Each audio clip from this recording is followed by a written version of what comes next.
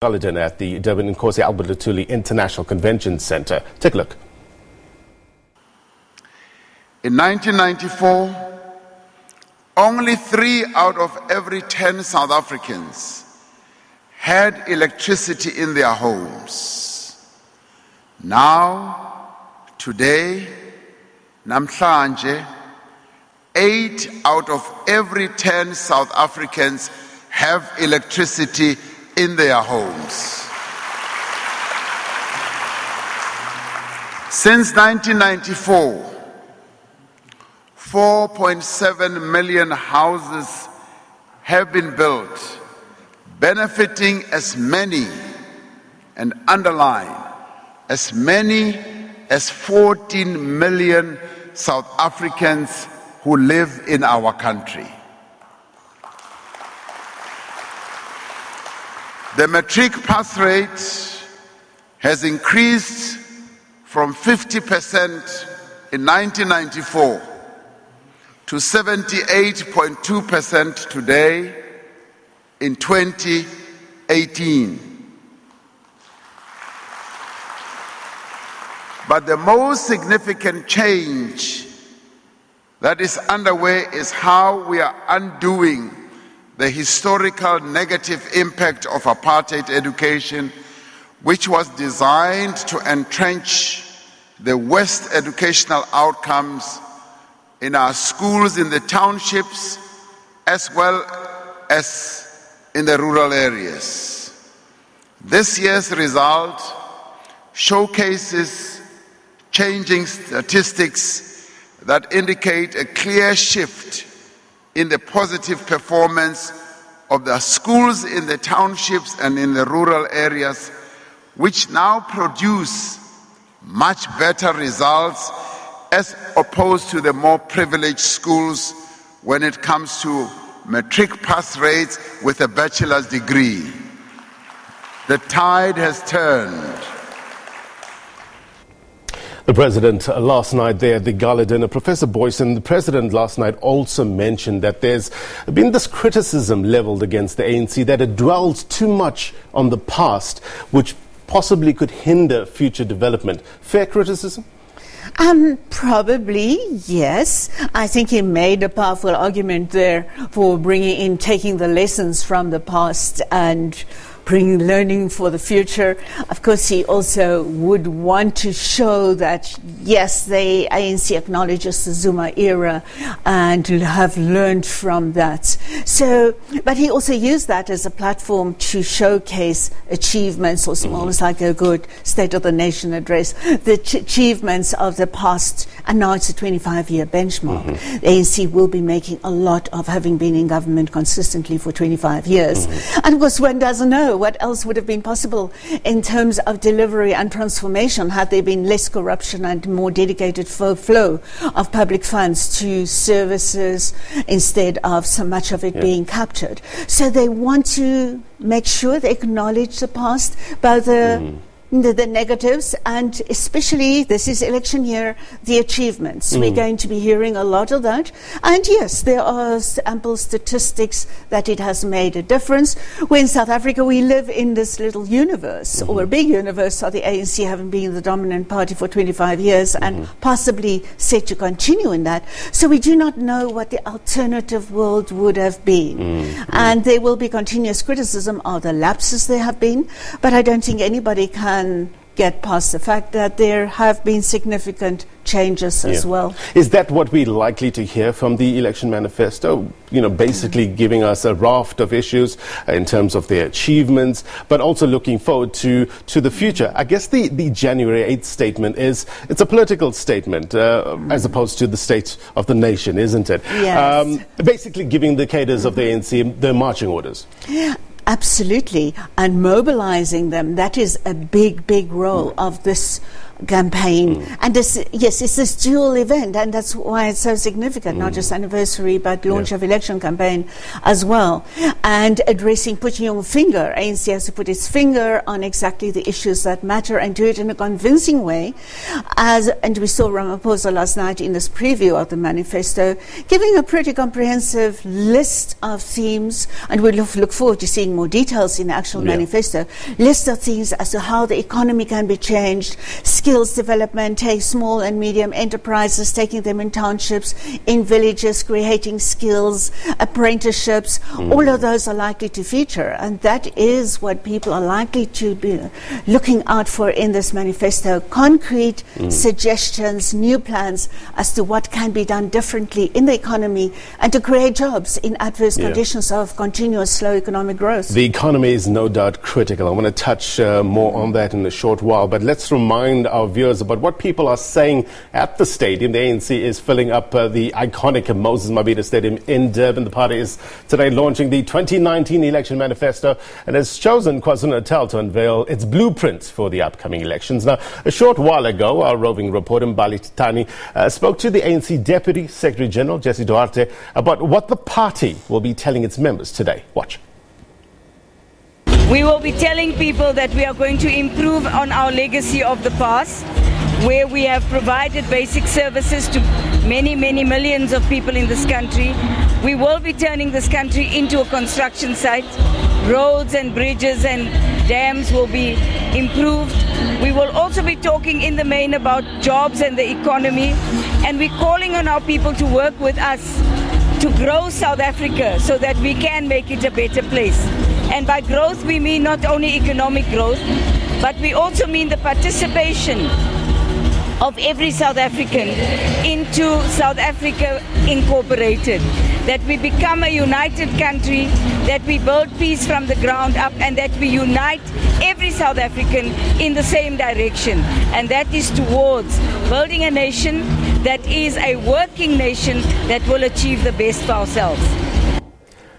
Turning the country into a construction site. That was Jesse Duarte. They're saying, look, I guess the economy remains one of the biggest challenges for the ANC government. I mean, in the third quarter of 2018, the unemployment rate was sitting at, 27.5%. Youth unemployment is a major issue. Is there light at the end of the tunnel here from your analysis? We certainly hear proposals being put forward. We still will have to look at the details to see exactly how new they are and how much gravitas they will develop, and whether, and even in the short term, young people generally, young people in particular, will be able to see that this is creating new opportunities for them. And of course the ANC manifesto, it cannot be, and we've seen ANC leaders, also Ramaphosa in the past week, specifically pledging that this will not be another basket of empty promises. Voters, electorate out there, very cynical about empty promises. So people will have to see tangible change in relatively short periods. Economic growth, we know even big international institutions are forecasting that it's not going to move much towards 1.9% growth in a year or two, and that is way below what South Africa needs really to counter in the conventional ways unemployment. So there will have to be a persuasive message of new, tangible things that can deliver results in the shorter term. Or South Africa will just continue to be the site of continuous protest, continuous insistence that more services, be public services provided literally free or be taken for free because people cannot afford to pay for them. I guess politics is all about persuasion, isn't it? Cyril Ramaphosa, is he the right man to persuade the electorate? Does he have what it takes to appeal to the youth, for example? How key is he in this election? I think Ramaphosa is absolutely key in this election. He is the one who comes with the message who in the first place, defeated the Zumas at Nasrec more than a year ago, and now has to take that message forward persuasively, that he has got the following, he has got the standing within the state, ANC and in the state, to really make that difference, to wield the whip where it's necessary, but to build a new project. And that is even besides the point that he has to maintain that unity within the ANC. But he has to go out and make a difference to the economy. And very important, you touched on it, he has to bring the youth on board, make sure that the youth stays with the ANC, continue believing that this former Liberation Movement Party, whatever they're calling themselves nowadays, that they have got it in them, that they care enough. And there Ramaphosa pledged that they're marginalized and the poor, etc., vulnerable people would be placed at the center of this manifesto. Simultaneously, and that is where Ramaphosa is also key in this campaign and the ANC's future trajectory, he acknowledges, and we know that the ANC and the state resources are simply not enough to do everything that is necessary on their own. And there he has to make sure our policies go in a more radical direction to be sure to include the vulnerable people in society, those people who have not benefited sufficiently or at all from 25 years of ANC governance, and simultaneously ensure that business is on board, making sure that they bring their contributions, that they release their funds locally, and that they invest and that they contribute their sources to building this construction site, to improving and resurrecting, if not extending, infrastructure. Well, we touched on the youth, and speaking about the youth, the ANC Youth League chairperson in KwaZulu-Natal, Kwazi Mchengo, has disputed allegations that President Cyril Ramaphosa could be booed during this delivery of the party's election manifesto. Ramaphosa is due to deliver what is being dubbed as the People's Manifesto. This morning, thousands of ANC members are filling up Moses Mabhida Stadium. Mchengo says he is confident that any element that planned to disrupt today's rally will not come within the ranks of the ANC. The mood is electrifying. One thing we must know about the people of the ANC is that there may be challenges, there may be differing of opinions, but once there is a task at hand, we all unite to achieve that particular task. And as we see here, we have all put our differences aside and focus on the task at hand. And from here, we are not looking back. We are facing one direction towards election, and we are quite certain that people of KwaZulu-Natal in particular will come out in their numbers to vote and vote for the ANC. After that, we are also moving forward with the project of consolidating unity, because the ANC is 107 years today, primarily because everyone has been the principal guardian of unity in the ANC, and those are the values we want to engender to all and sundry in the ANC. Professor, it seems booing of the president is, on the lips of many. Well, actually damping down expectations of booing the president of the ANC. But if that happens, what would that mean? In many ways we expect it. We've seen it at the end of the delivery of Ramaphosa's address Tuesday this week in KZN. In a way we expect it, but we can also expect that there is a lot of pressure on ANC leaders and people often supervise blocks of delegates that are not delegates, attendants of the rally that are sitting there. So there is probably a lot of party discipline out there, but in many ways I would not be surprised if that happens, actually. And I think Ramaphosa can make it work for him. It will be evidence to a very wide audience out there that he is not in cahoots with Jacob Zuma, that he is not trying to protect it, that he has actually offended some of those factors in the ANC, which is actually a compliment. But if that happens, is it likely to put Ramaphosa's unity plan on the back foot? I don't think so. I think it is always going to be put down if it happens to a small grouping, to some of the dissidents in there, to some people, or even forming some of them are forming small dissident parties. Others know, and they've learned from opposition politics in South Africa over the years, it doesn't pay to break away from the ANC, because either you just come short sitting out in the cold, or you just get reincorporated gradually and they count their losses. And that is one of the realities of living in a dominant party system and people knowing that It's not just an empty slogan that is called outside ANC. As we continue to watch scenes from the Moses Mabhida Stadium there, the update is that it's going to be delayed by about 2 hours, and we expect things to kick off at around 11 o'clock. This is due to some weather conditions. There's some strong winds happening down in KwaZulu-Natal, so we will keep you updated. We have Professor Susan Boyson here with us if you just joined us. Professor, it's seemingly, I mean, let's talk about the strength of the ANC. Despite its shortfalls, it still attracts a lot of support. Ipsos poll recently putting the ANC at 61% winning this elections. Where's the strength of the ANC? Yes, just a first point on that finding. That was on the basis of a ballot given people at the end of an interview, and then irrespective of other uncertainties, etc., that they have expressed, they're given a choice. And there's almost a compulsion to complete that, and Ipsos recognizes that is part of that methodology, just to see it in context. There is definitely this margin of error, and just for our viewers, this was done around October 23rd and December 4th last year. Go ahead, Professor. Yes, and in that same survey, Ipsos has also pointed out that around 40% of respondents in that survey say that they have uncertainties about the ANC, about other political parties as well. And we do not know to what extent those uncertainties could still prevent people from actually going out and voting. So, yes, there are serious caveats in the ANC's 61% poll support so far. But the fact remains none of the other political parties are closely approximating that kind of percentage. There are only just even a DA on that poll in the early 10s, I think around 14% or something, which is much lower than before. And that means there's a massive gap between the ANC and the other political parties.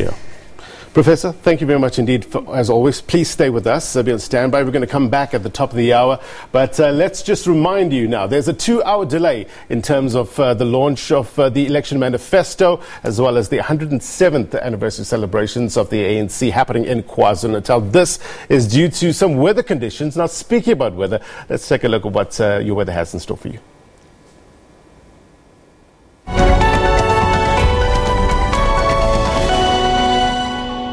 Very good morning and welcome to your weather report. Now, looking at your satellite image, we're seeing lots of sunshine here over the interior, except for the Western Cape, where we did see some partly cloudy skies here in the early hours of the day, but those clouds are moving towards the east. And looking at the coastal areas, that's just staying there. We're expecting windy conditions today, all the way from the southern coastline going towards the eastern part, where currently, of course, we have a very big event there in Durban. We'll talk about that later on. But let's take a look at your rainfall or precipitation outlook. Looking at Southern Africa, we're not expecting lots of rain or very insignificant rain.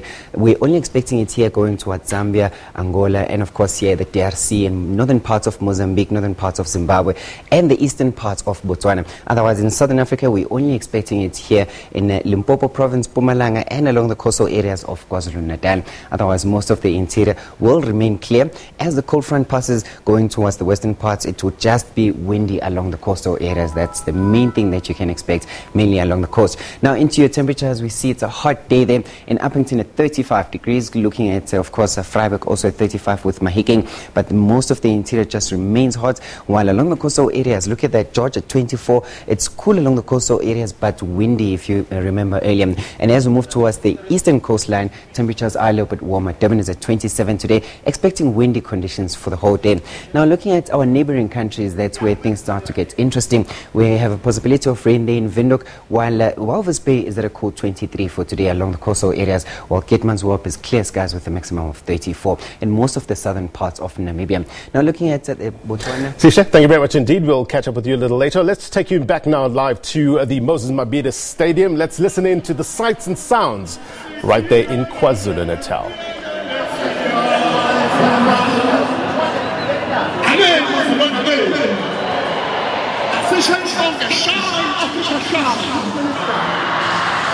You see it? You see it?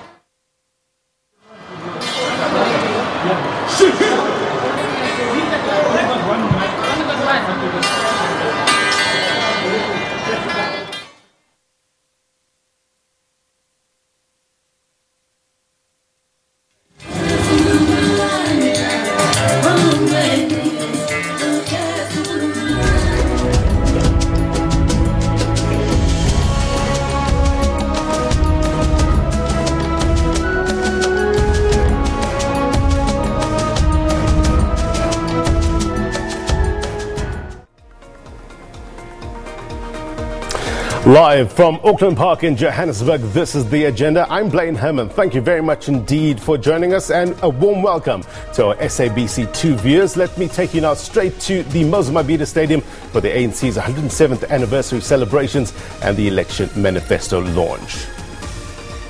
Okay, before we go there, let me just introduce once again Professor Susan Boyson. She's been providing some analysis. Professor, for those who have just joined us, and a very, very important day for the ANC today.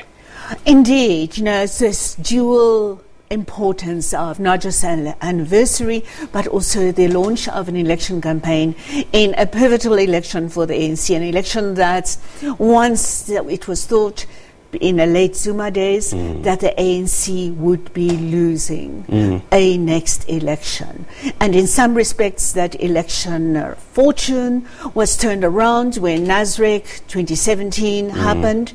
And now it is the time for proof that the ANC has got a plan to turn the economy around, to create jobs, those kind of issues we are looking forward to hear more about in the manifesto, and indeed to show convincingly that the ANC has actually become a new entity, an entity that can be trusted to run government for another term. The president is seemingly very invested in reigniting the South African economy. There's been a number of events that happened already. The Job Summit is one of them. It's making an impact, do you think?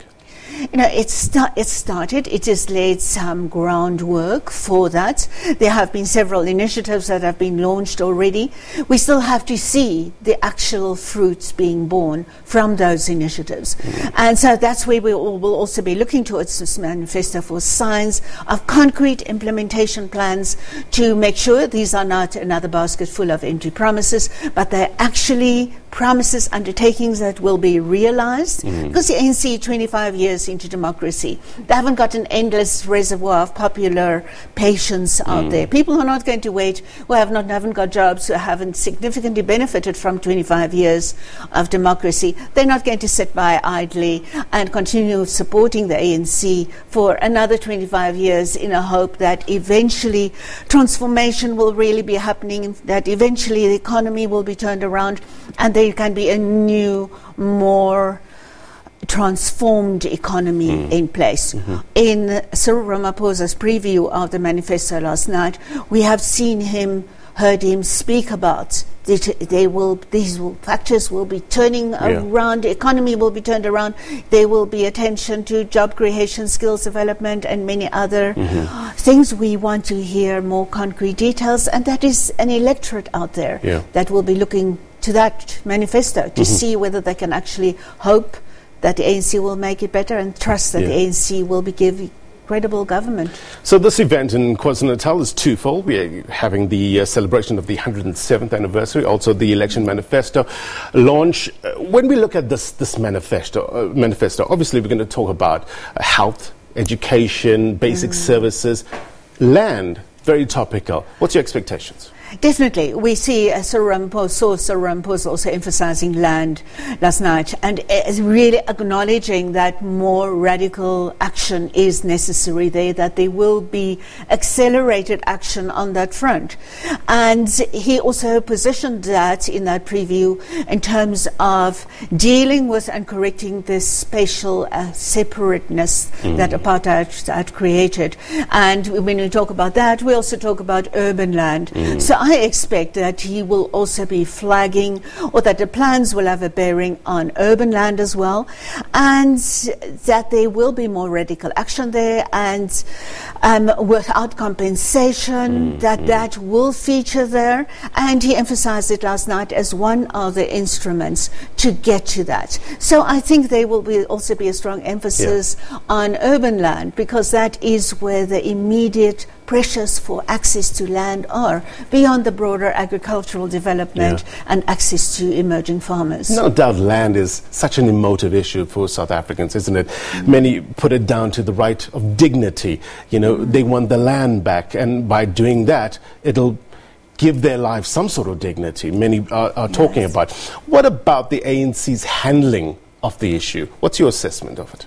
The ANC has been very careful, and the ANC, Cyril Ramaphosa's ANC here is also, maybe that is the total ANC, we'll have to see.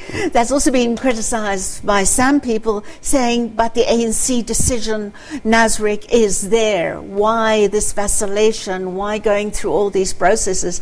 But ANC is, A, trying to do it constitutionally, I believe, and B, trying to bring a broader constituency on board to support radical action that's needed for both those symbolical reasons and reasons for dignity, and for reasons of helping people create a livelihood. That is a way to help give people some financial security and help give them a head start where jobs are not forthcoming, economy is not growing fast, and there are severe constraints on the government's resources available to help people further. So land is also a very practical measure to help take South Africa forward. You know, we were talking about this earlier, and the President did mention it yesterday, about the criticism leveled against the ANC, about dwelling too much of the past. Do you think the ANC can stand up today and say, you know what, we've done a lot? I think the evidence is there. Much has changed in the last 25 years. There's been much delivery. Ramaphosa mentioned life expectancy, number housing, contentious, but matriculation results, a whole list of that in there, and there are more than just the ones he mentioned. That certainly is evidence that much has changed. But as it is important to mention and note that we live in this little ANC universe, important ANC universe. ANC as governing party has been dominant consistently in government almost across South Africa, few exceptions, for 25 years. So we do not know how much different it could have been under another political party, whether it could have been done better. We realize that it would in all possibility have been possible to do things better had there been more implementation-driven state governance, had there been less corruption, had there been less state capture. And those are factors that the ANC will also, through this manifesto and its plans for the future, will have to convince South Africans more broadly that it has turned a new page. And as we've heard people from the stadium say, they are on self-regeneration, renewal, a reinvention of the old ANC. And yes, almost as if there could be a new political party while the same political party remains in power. Professor, I want to pick your brain more, but stand by. We're going to head now live to the Moses Mabhida Stadium, where our reporter Simpiwe Makanya is standing by. Hey, Simpiwe, it's been a busy morning for you guys. We had this delay of about 2 hours due to wind. What's currently happening there?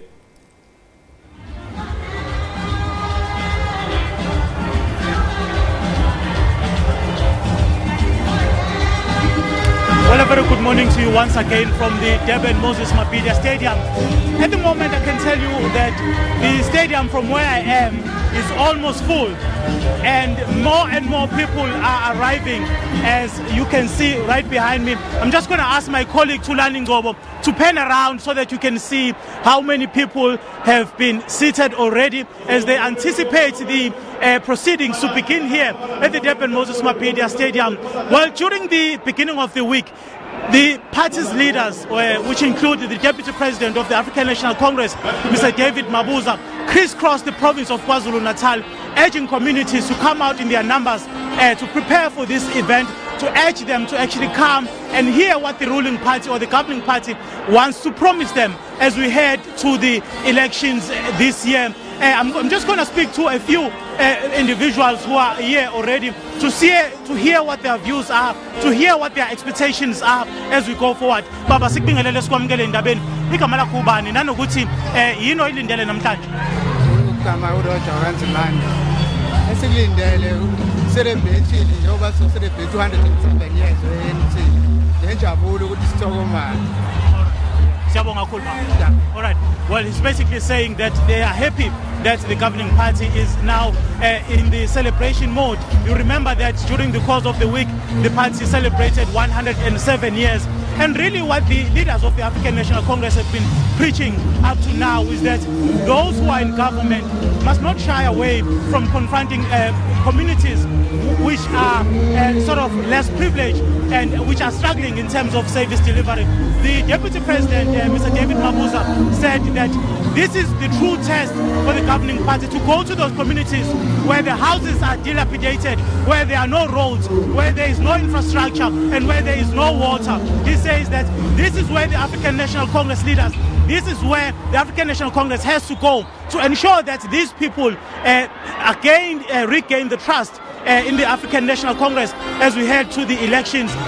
The importance of this event being held here, I can tell you that from last year, or if I may rephrase the statement, the population in the province is just above 11 million, and of those 11 million people, 6.6 are eligible voters.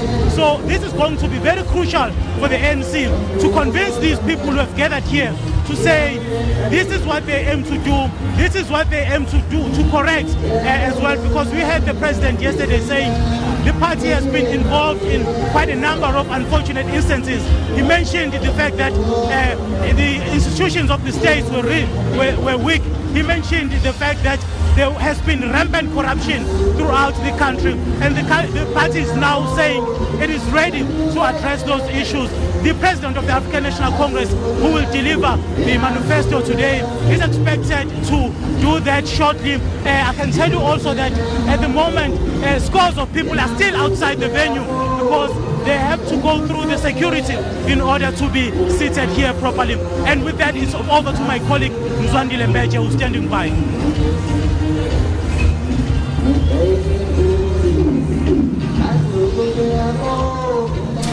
Okay, it seems that there is a communication problem in the Moses Mabhida Stadium. It's very, very loud there, as you can hear. So communication is a challenge, but we'll try to get back to Mzwandile Mbeje live for us at the Moses Mabhida Stadium. As you can see, the excitement almost palpable all the way from here in Johannesburg.